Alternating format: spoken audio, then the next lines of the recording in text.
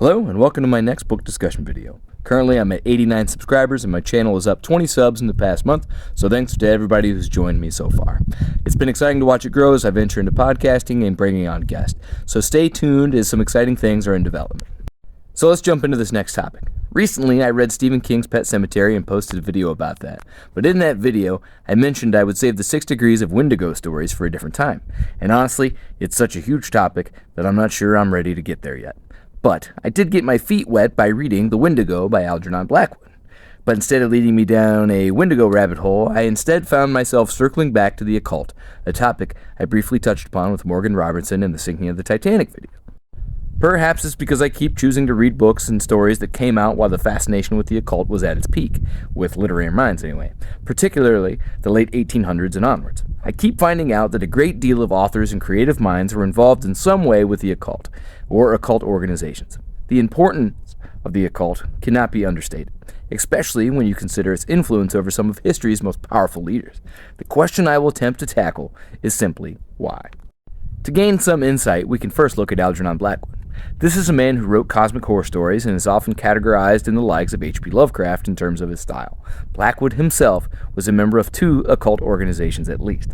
First, the Hermetic Order of the Golden Dawn, and secondly, the Ghost Club. Some of the names that belong on these lists are pretty fascinating and high-profile people. For instance, the Ghost Club had seen the likes of such members as Charles Dickens, Arthur Conan Doyle, the man who brought us the likes of Sherlock Holmes, and W.T. Stead, a newspaperist who died on the Titanic. Horror authors like Dennis Wheatley, among many more. The Hermetic Order of the Golden Dawn saw the likes of some of those previously mentioned, like Dickinson's, as well as Aleister Crowley. I'm putting emphasis on literary minds here, but the list of notable people who are a part of notable occult organizations includes inventors, businessmen, and political leaders. Now, I will tread carefully here because I am neutral when it comes to the occult. I want to believe in ghosts and the paranormal. There is an enticing mysteriousness to it. But for me, reading about it is about as close as I'm willing to jump in. Because ultimately, I believe if it seems scientifically improbable, there's always a chance.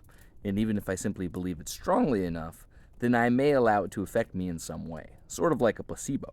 So it's best to remain cautious when dealing with the unknown forces of the world.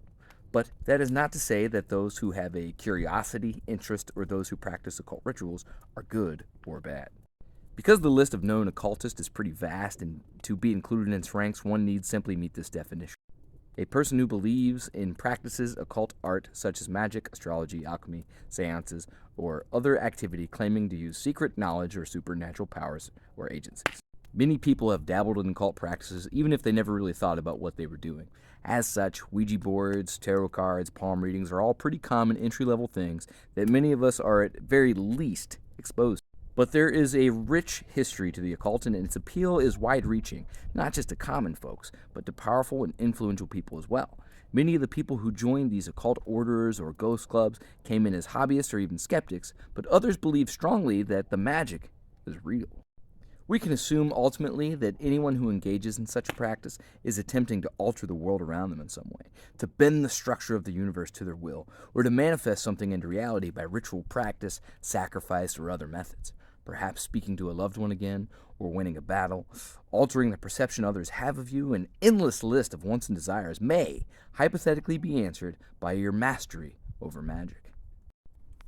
Our belief in such things now seems to be waning, but it was less than 100 years ago occult books were found in Hitler's library.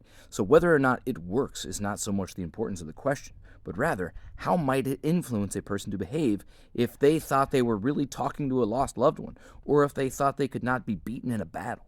What would they be willing to sacrifice as payment for their hopes and desires? And as far as the answer to our question as to why were literary minds of the late 1800s, 1900s, 1910s, and 1920s, all the way past World War II, so fascinated with the occult?